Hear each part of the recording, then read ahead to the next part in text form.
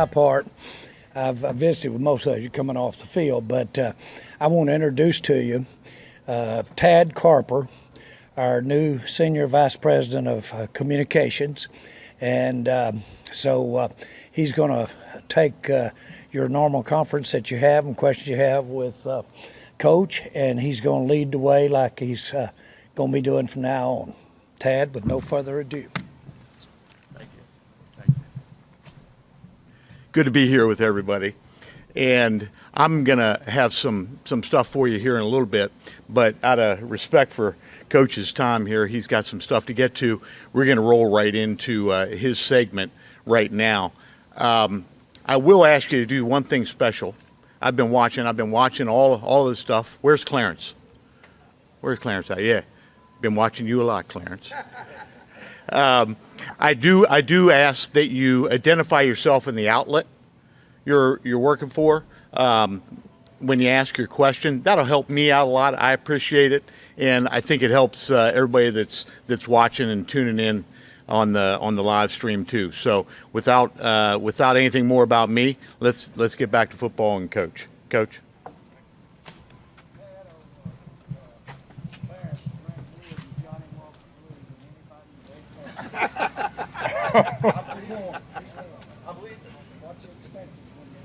Wednesday night. All right, questions? Yeah, Mike, David Moore, Dallas Morning News. Dallas Morning News? Thank you. All right.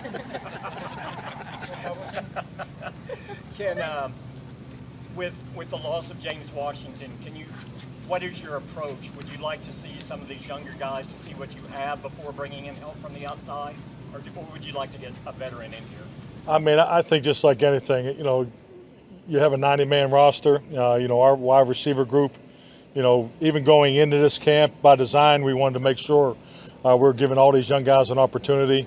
But the other part of it too is you do have the install phase that you're going through. So I think you'll definitely see these young guys improve, with those opportunities, particularly once you get past the install phase. So that's really what my focus is as far as being on who's here. As far as veterans and understanding what's going on at each and every position. I mean, player acquisitions is constant. So if we go that way, that's to be determined.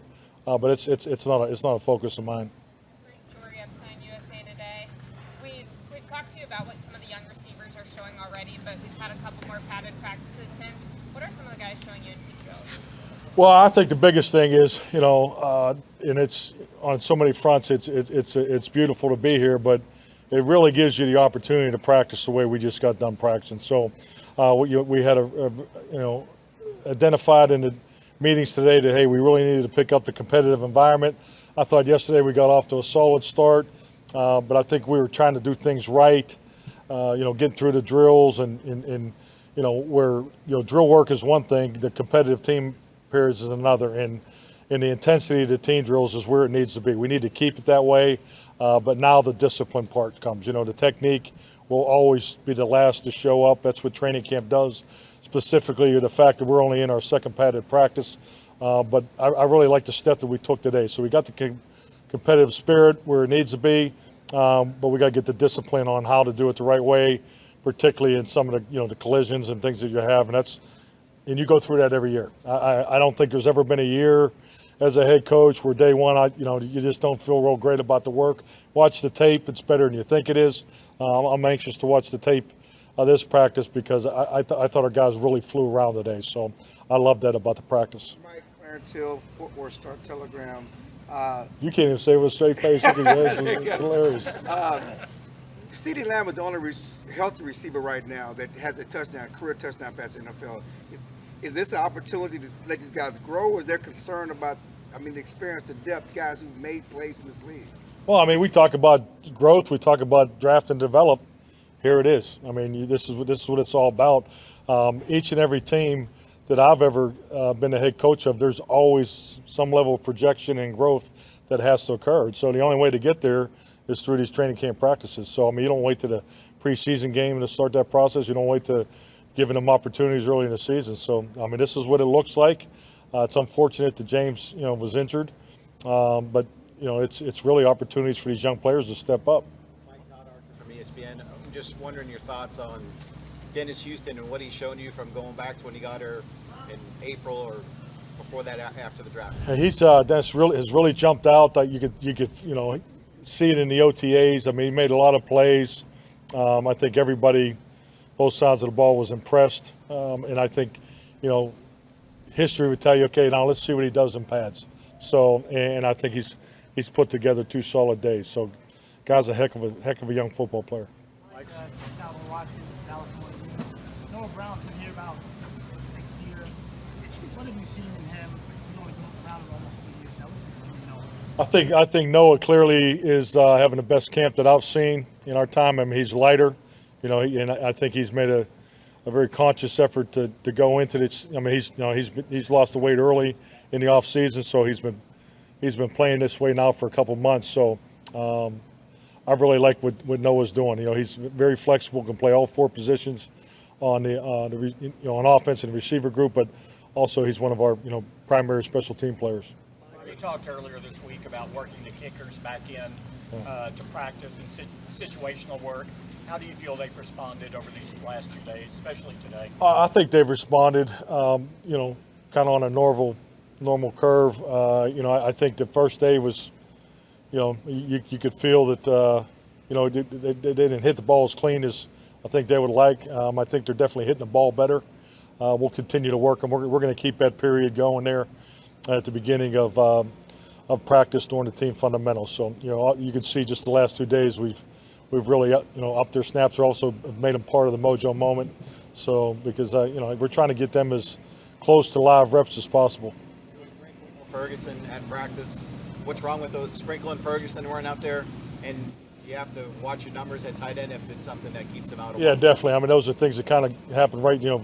Jake was right at the beginning of practice, so he had a hamstring they're looking at, and then Jeremy has an Achilles that kind of flared up on him. So that's why both those guys missed practice. I'm sorry. Jabril Cox. Okay, Jabril Cox. Yeah, just being smart. Obviously coming off the major knee, it kind of dinged it a little bit. It's not of serious nature, so we just kind of shut him down. I do anticipate him. He'll practice. He will definitely practice on. We don't have the practice tomorrow. We just have the mock game, so he'll practice on Thursday. Joe Trahan, WFAA TV. Can you talk about John Ridgeway and the kind of attitude he plays with and what you like about it? Love John's attitude. I think John's clearly one of those guys. You look at him and Bohannon, they show up when the pads are on. And it's that anchor body type, but they play with a lot of juice. John's come in here right away. I mean, he's rambunctious. He's definitely will continue to grow as a pro defensive lineman, but really like the start that he's put together. Dallas Morning News lead columnist. There you go, David. Yeah. Wow. By default. I forgot the question. You led the league. I'm enjoying the intro, though. I'll say that. You led the league in takeaways last year, and teams tend to bounce around a lot in that category. What is the key or 2 keys to being back near the top of your defense? I mean, I really do. I think it starts in your practice. I think it starts the way you practice. You see the way our guys attack the football and go after the football. We actually, ball security was an emphasis in the team meeting today. So, number 1 in takeaways, I think 10 in giveaways. So, and clearly taking care of the football in the area of fumbles. I think we do a good job on both sides of that.